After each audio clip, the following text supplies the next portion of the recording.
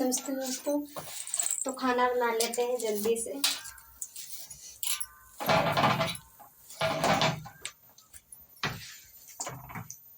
तो उधर मेरा गणेश सो रहा है।